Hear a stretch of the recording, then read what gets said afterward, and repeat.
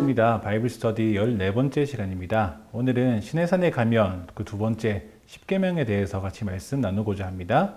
20장에서 23장까지의 내용인데 배경은 이러합니다. 지난주 19장에서 이스라엘이 시내산에 들어가서 하나님의 언약 백성이 되는 그 과정을 살펴보았습니다. 그렇게 언약 백성이던 이스라엘은 이제 새로운 질문이 그들의 삶 가운데 주어지는 것을 경험합니다. 그 질문은 바로 이제 우리가 하나님의 백성이 되었다. 다르게 얘기하면 더 이상 이집트의 노예가 아니다.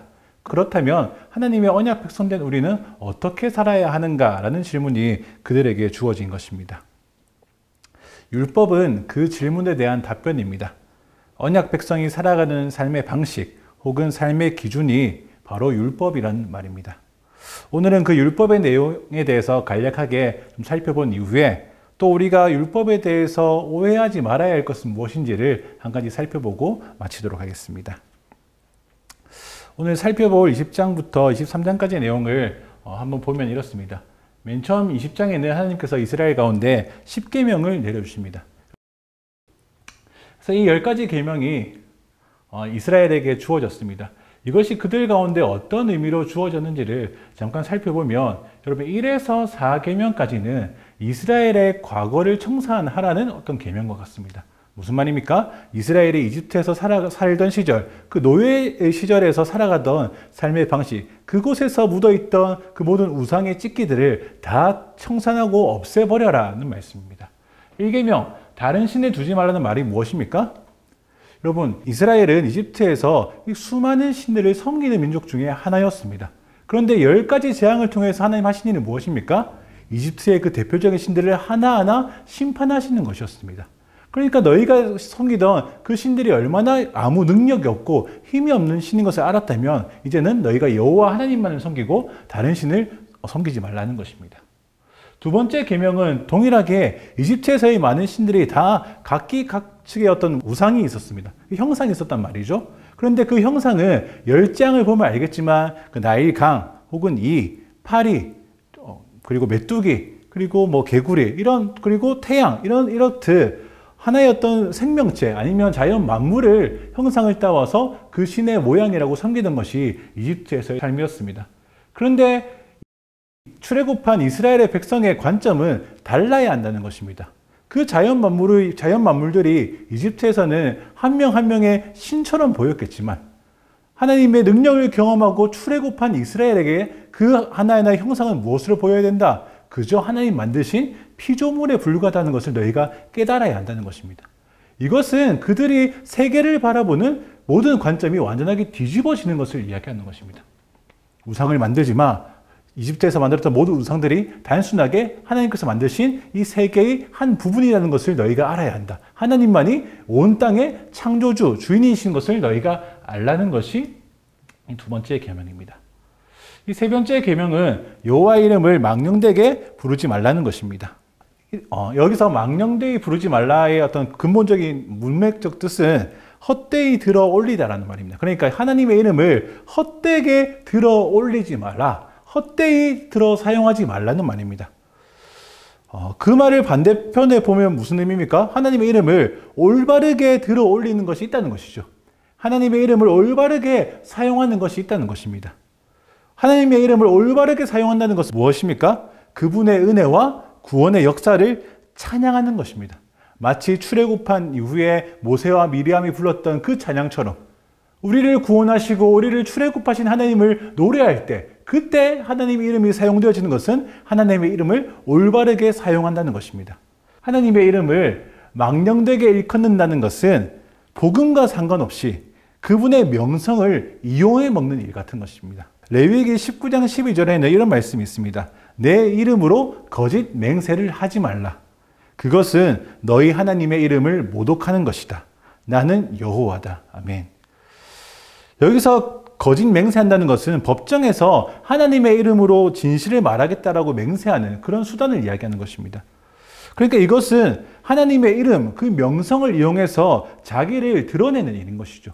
하나님의 이름을 이용해서 내가 지금 법정에서 말하는 것은 사실입니다. 하지만 그것이 거짓말일 경우, 거짓된 증언일 경우에는 네가 거짓말하는 것뿐만이 아니라 네가 들먹였던 하나님의 이름을 완전히 모독하는 것이다 라고 얘기하는 것입니다. 우리는 복음을 위한 일로 하나님을 찬양해야 하는 존재이지 하나님의 이름을 빗대어 도리어 우리를 드러내려고 하면 안 되는 존재라는 것을 우리에게 알려주시는 것입니다. 우리는 하나님의 이름을 미신적으로 부르거나 저주하거나 거짓말하는데 그것을 사용하면 안 됩니다. 우리가 하나님의 이름을 사용할 수 있는 유일한 경우는 어떤 경우입니까? 오로지 기도하고 찬양하고 감사하는 데에만 하나님의 이름을 사용할 수 있습니다. 그리고 4계명, 안식일을 거룩히 지키라. 안식일을 기억해서 거룩히 지키라는 것입니다. 여러분, 이것은 이집트에서 살던 이스라엘에게 아주 혁명적인 일입니다. 왜냐하면 여러분, 이집트에서 이스라엘이 어떤 존재였습니까? 노예였습니다. 그죠? 노예에게 이집트의 파라오가 주 5일, 주 6일을 지켜가면서 일을 시켰을까요? 그렇지 않죠. 노예이던 이스라엘에게 쉬는 날, 안식하는 날이라는 개념 자체가 없었을 것입니다. 이전에 우리 사회가 주 6일제에서 주 5일제로 바뀔 때쯤에 그때 사회적인 파장이 있었던 것을 제가 기억합니다. 그런데 여러분, 이스라엘이 노예로 400년 넘게 있었습니다. 400년 넘게 안식한다는 날 자체의 개념이 없던 그들에게 너희가 하루는 일하지 말고 안식해야 한다는 것을 받아들이는 것은 정말 믿음이 없고서는 받아들이기 힘든 일인 것입니다. 이 계명은 이스라엘 자손에게 너희가 매일 일하지 않고도 살아갈 수 있다라는 그 믿음을 요청하는 것입니다. 그리고 그 안식이 바로 하나님의 선물이다라는 것. 그렇기 때문에 이 선물을 주신 하나님 안에서 안식해야 한다는 것을 또한 의미하는 것이 이 4계명입니다. 그러니까 이 4계명이 이스라엘이 이집트 안에 살 때 묻어있던 그 모든 죄의 찌키들, 그 모든 노예 근성들을 다 청산하고 새로운 미래를 도모하는 일로 이 4개의 계명을 주셨다면 이 5계명부터 10계명까지의 계명은 미래를 위한 계명입니다. 이스라엘은 이제 시내산에서 제사장 나라, 거룩한 민족이라는 새로운 부르심을 받고 이제 살아가야 하는 민족이 되었습니다. 그렇기 때문에 이제 그들 가운데 새로운 민족, 새로운 공동체라는 개념이 아주 중요하게 세워진 것입니다. 그래서 5계명부터 10계명까지 보시면 이 전부 다 무엇입니까? 이 공동체를 하나하나 파괴하는 그런 일들입니다. 부모를 공경하라, 살인하지 말라, 간음하지 말라, 도둑질 말라, 거짓 증언하지 말라, 집을 탐내지 말라. 어떻게 보면 너무 당연한 이야기들이죠. 10계명이 없어도 사실은 지켜도 되는 일입니다. 지켜야 되는 일입니다. 그런데 특별히 이 6개 계명을 주신 것은 이것이 적극적으로 이스라엘에게 다시 세워져야 할 공동체를 파괴하는 일이기 때문에 엄격하게 계명을 말씀하시면서 부모를 공경하지 않음으로 공동체를 파괴하지 마라. 너희가 이웃을 살인함으로 공동체를 파괴하지 마라. 간음함으로 공동체를 파괴하지 마라. 도둑질함으로 공동체를 파괴하지 마라. 거짓 증언함으로 공동체를 파괴하지 마. 이 집을 탐내는 것으로 공동체를 파괴하지 마. 왜? 너희 공동체는 그냥 하나의 민족이 아니라 온 땅 가운데 하나님의 복을 충만하게 주실 제사장 나라로 부름받았기 때문에 너희는 너희 공동체를 지켜가야 할 의무가 있다는 것입니다. 그래서 이 10가지 계명은 이집트 안에 있던 과거를 청산하고 그리고 모든 민족들이 복된 민족으로 돌아오게끔 하는데 너희가 중요한 민족으로 나라로 공동체로 세워져 가야 하기 때문에 그것을 깨트리는 일을 도모하지 마라는 말씀인 것입니다. 이것이 20장에 있는 10계명의 내용입니다. 10계명을 주신 이후에 이어서 하나님께서 율례를 주십니다. 우리 출애굽기 21장 1절 한번 읽어보겠습니다. 시작. 이것은 내가 백성들 앞에 두어야 할 율례들이다. 우리말 성경에서는 이것이 율례라고 되어 있고 다른 번역에서는 이 법규 그런 말로 이제 번역되어 있습니다. 다 비슷한 말입니다. 어쨌든 이제 20장까지는 10계명을 주었고 21장부터 주어진 것은 하나님께서 백성들에게 율례들을 주었습니다.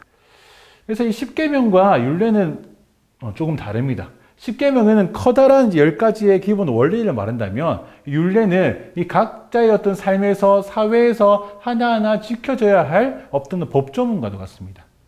21장에 주신 율례는 무엇입니까? 노예, 이 종에 대한 어떤 얘기.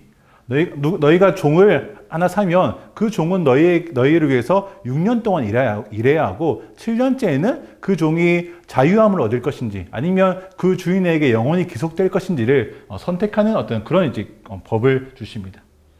그리고 사형죄는 이 사형에 해당하는 죄들을 하나하나 열거해 주십니다. 사람을 죽인 자는 사형이다. 의도가 있으면 무조건 사형이고 의도가 없이 죽인 거라면 약간의 살길을 좀 열어주십니다. 그리고 부모를 죽이거나 저주한 자도 다 사형이고 유괴하는 자도 사형이다. 이것이 사형죄에 해당하는 어떤 그런 법들입니다. 그리고 상해는 우리가 동해보복법이라고 잘 알려져 있는 이 눈에는 눈, 이에는 이라는 규례가 있는 구절입니다. 내가 눈에 상처를 입혔으면 그 사람에게 눈까지만 상처를 입혀라. 너희가 이를 상처받았으면 그 사람에게 이까지만 상처를 입혀라 라는 것이죠. 이 동일한 범주 안에서 보복을 하라는 것입니다. 그리고 소는 이 가축소인데 소가 사람을 들이받으면 죽이고 그 소의 고기도 먹지 말고 소가 소를 죽이면 죽인 소는 냅두고 살아있는 그 소, 가해자인 소를 팔아서 그것을 피해자인 주인과 나눠서 가져라. 뭐 그런 규례들이 있는 장이 21장입니다. 22장은 재산권입니다. 그러니까 누군가 무엇을 훔치면 그 재산을 인정해서 몇 배로 갚아야 한다는 그런 규례들이 있습니다. 사회적 책임에 대한 규례는 이런 것들입니다. 너희는 과부나 고아를 이용해 먹지 말아야 한다. 가난한 자에게 돈을 빌려 주었다면 빚쟁이처럼 독촉하지 말고 이자도 받지 말아야 한다. 만약에 너희가 담보물로 외투를 받았는데 그 자에게 외투가 전 재산이어서 당장 그날 밤에 아무것도 덮고 잘 것이 없다면 너희는 그것을 담보물로 받았다 할지라도 해가 지기 전에 돌려주어야 한다. 이런 어떤 사회적 책임에 대한 어떤 규례가 있는 것이 22장입니다. 그리고 23장에는 이 사법적인 공평, 그러니까 악인들 편에서 너희가 악한 증인이 되지 말아야 한다. 또 다르게는 가난한 사람이라고 무조건 그의 편을 또 들어서는 안 된다. 뇌물을 받지 말라. 뭐 이런 어떤 이제 법정에서의 공평함을 추구해야 한다는 것이 23장의 율례입니다. 그리고 안식에 대한 율례가 있습니다. 이것은 먼저 밭에 너희가 농사 짓는 그 밭에 먼저 안식 규례를 적용합니다. 너희가 6년 동안은 밭을 일구되 7년째에는 그냥 내버려 두라. 아무것도 소출을 거두지 말라는 것입니다. 그래서 그 7년째 난 소출을 그대로 내버려 두되 가난한 사람들이 그 열매를 얻어서 먹도록 해라 하는 것입니다. 그리고 그 밭처럼 너도 6일 동안 일하고 7일째는 일하지 마라. 너뿐 아니라 너의 소도, 너의 나귀도, 너의 종들도 같이 일하지 않게 해라는 것이 이 안식 규례입니다. 그리고 너희가 지켜야 할 이 세 가지 규례에 대해서도 또 같이 말씀하십니다. 이것이 21장에서 23장까지의 내용입니다. 다시 처음에 이스라엘에게 주어진 질문과 답이 무엇이었다고요? 질문은 언약 백성된 우리는 어떻게 살아야 하는가? 답은 바로 이 율법이라는 것입니다.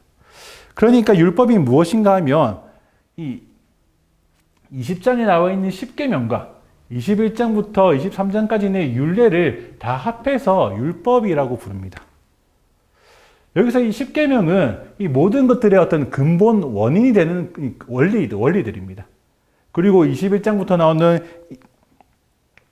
율례는 그 원리를 어떻게 우리 사회에 적용시키는 거지 하면서 하나님께서 말씀해 주신 적용점들입니다.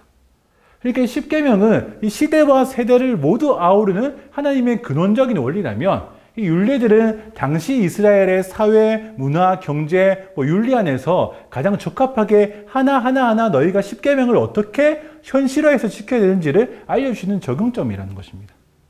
여기서 우리는 율법을 오해하는 개념들 중 대표적인 것을 하나 만나게 됩니다. 그것이 뭐냐면 이 율법이 지금 이 시대에도 동일하게 적용됩니까? 다르게 얘기하면 우리도 출애굽기에 적힌 이 율법을 똑같이 지켜야 하나요? 입니다. 그럼 어떻게 생각하십니까? 이 질문이 나오는 이유가 뭐냐면 이 모세가 이 율법을 받을 당시와 지금 우리 2021년 우리 사이에 3000년이 넘는 긴 시간이 존재하기 때문입니다. 이 시간 차이는 그저 시간만 지난 게 아니고 역사적인 차이도 있고 문화적인 차이도 있고 경제적인 차이, 윤리적인 차이 이런 것들이 다 동반되어 있는 차이인 것입니다. 이 거대한 괴리가 있다는 것입니다. 그래서 이 율법을 우리가 어떻게 받아들여야 되는 거지? 지금도 하나님의 말씀이니까 그대로 지켜야 하는 건가? 이 고민이 생긴다는 것입니다. 한쪽에서는 이 시대적인 차이를 완전히 없다라고 여기면서 주장하는 사람들이 있습니다. 이른바 이것이 신율론적인 해석이라고 합니다. 이것을 주장하는 사람들을 신율론자라고 이야기합니다. 어려운 단어인데 이 사람들이 주장하는 것은 무엇이냐면 율법에 나오는 20장부터 23장에 나오는 그 응징법 혹은 이 사회법, 이 사법법들을 현대 사회에 그대로 이식시켜서 적용해야 한다고 주장하는 사람들입니다. 왜냐하면 이것이 좀 더 하나님 주신 말씀인데 시대적인 감각 같은 게 따질 게 뭐가 있냐? 주신 말씀 그대로 문자 그대로 우리는 지키면 되는 것이다 하는 것입니다. 정말 그렇습니까? 이 사람들의 완전 반대편에 있는 사람들이 반율법주의자, 반율법자라고 이야기합니다. 이 사람들은 이 시대적 간극이 있기 때문에 여기에 적혀있는 율법 하나도 지킬 것이 없다라고 이야기하는 사람들입니다. 다 무시해도 된다. 왜? 너무 옛날 오래전 얘기잖아. 지금 우리가 적용할 만큼 건질 만한 것이 아무것도 없다. 그러니까 그냥 읽어보는 건 좋은데 굳이 지키려고는 하지 마. 이것이 이자들의 주장입니다. 완전히 극과 극에 있는 사람들입니다. 여러분, 어느 쪽에 손을 들어주고 싶으십니까? 우리는 이 사람들의 무리가 아니라 성경의 손을 들어야 되는 사람들입니다. 여러분, 율법은 구약의 이스라엘에게 엄청난 권위가 있었습니다. 지금 우리에게도 율법의 권위는 여전합니까? 이것이 이 사람들의 주장에 대해서 우리가 생각해 볼 지점입니다. 성경은 무엇이라 이야기하고 있는가 하는 것입니다. 율법은 지금 우리에게도 여전히 권위가 있는가? 우리 로마서 3장 31절 읽어보겠습니다. 시작. 그러면 우리가 믿음으로 말미암아 율법을 파기합니까? 결코 그럴 수 없습니다. 오히려 우리는 율법을 굳게 세웁니다. 이 말씀만 보면 여전히 율법은 우리에게 권위를 가지고 있습니다. 중요한 것은 이 권위의 본질이 뭐냐 하는 것입니다. 여러분, 하나님께서 이스라엘 백성들에게 율법을 왜 주셨을까요? 당연히 언약 백성들에게 그것에 순종하며 지키라고 주는 것입니다. 하지만 구약 전체를 보면 그들은 율법을 지키고 순종하는데 철저하게 실패했습니다. 그래서 바울은 율법이 무엇인지 다시 세세하게 가르쳐 줍니다. 갈라디아서에서 바울은 얘기하기를 율법은 우리가 죄인인 것을 보여주는 하나님의 말씀이다. 또 율법은 그렇기 때문에 우리를 그리스도께로 데려가는 선생이다 라고 이야기합니다. 율법을 통해서 우리가 죄악으로 똘똘 뭉친 이 죄인인 것을 깨닫고 우리 힘으로는 이것을 해결할 수 없다는 것을 절절히 깨닫게 하는 것, 우리가 죄인인 것을 깨닫게 하는 것이 율법의 역할이다. 그렇기 때문에 우리가 이것을 통해서 당연하게 예수 그리스도께 나아가는 그 길을 제공한다는 것입니다. 그렇기 때문에 우리에게 은혜가 주어진다 하는 것이 또한 바울의 이야기입니다. 예수님도 자기를 설명하시면서 나는 율법을 폐하러 온 것이 아니라 무엇하러 오셨다? 완성하러 왔다라고도 말씀하십니다. 우리 마태복음 5장 17절입니다. 읽어보겠습니다. 시작. 내가 율법이나 예언자들의 말씀을 없애러 왔다고 생각하지 말라. 없애러 온 것이 아니라 완전하게 하러 온 것이다. 그리고 이 5장 이 말씀을 하신 이후에 예수님께서 모세의 율법을 하나하나 언급하시면서 신약의 백성들이 어떻게 그것을 받아들이고 어떻게 그것에 순종해야 되는지를 다시 가르쳐 주는 장면이 5장 이후의 장면입니다. 우리가 지킬 율법의 말씀은 모세에게 주신 시내산에서의 그 법조문이 아니라 예수님께서 완성하신 또 가르쳐 주신 새롭게 해석해 주신 그 율법을 우리가 따라야 하는 것입니다.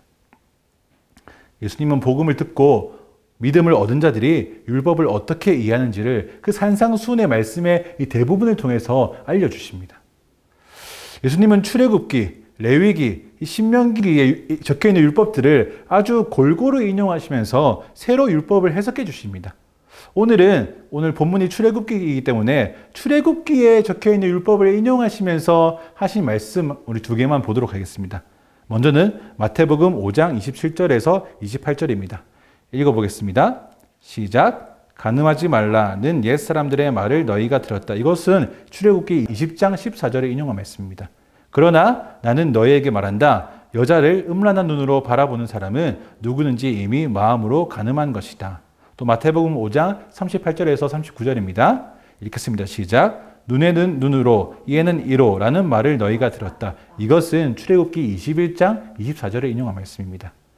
그러나 나는 너희에게 말한다. 악에 맞서지 말라. 누가 내 오른뺨을 치거든 왼뺨마저 돌려대어라. 이게 무슨 말씀입니까? 출애굽기에서 주신 그 율례들, 그 규례들, 율법은 그 시대의 정황에 맞게 그 시대의 상황에 최적화해서 적용시켜 주신 것이기 때문에 예수님 말씀하시는 것은 지금 너희들이 지키기엔 수준이 너무 낮다라고 말씀하시는 것입니다.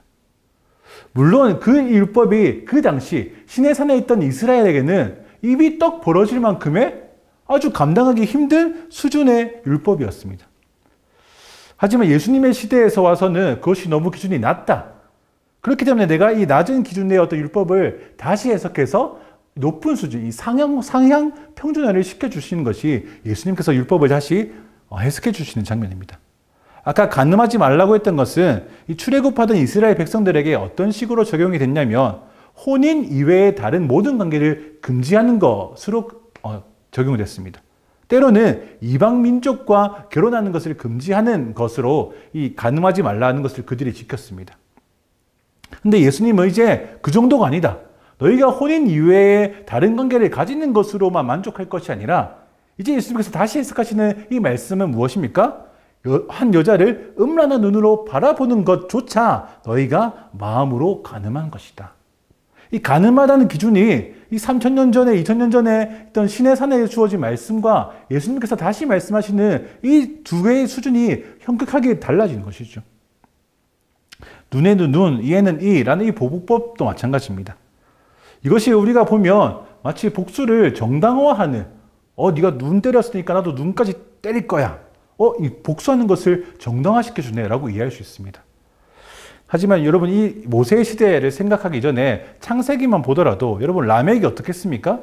라멕이 한 젊은이가 자기한테 상처를 하나 입히자 어떻게 대항합니까? 그 젊은이를 죽여버립니다. 자기는 상처 하나 입었을 뿐인데 그것에 화를 못 이겨서 그 젊은이를 죽인 다음에 당당하게 온 동네에 들리도록 내가 나에게 대항하던 청년을 죽였다. 라멕의 아내들이여 들으라 라고 똥똥하게 노래 부르던 자가 라멕이었습니다. 필요 이상의 복수가 이미 그때 만연해졌던 것입니다. 출애굽하던 이스라엘 당시도 수준은 비슷했습니다. 그래서 하나님은 모세에게 이스라엘 백성들에게 말씀하시기를 너희가 그 라멕의 시절처럼 필요 이상의 복수하는 것을 절제해라. 제한해라 하는 것입니다. 너희가 눈에 상해를 입었으면 눈 맞았다고 그 사람을 죽이지 말고 눈까지만 대응해라.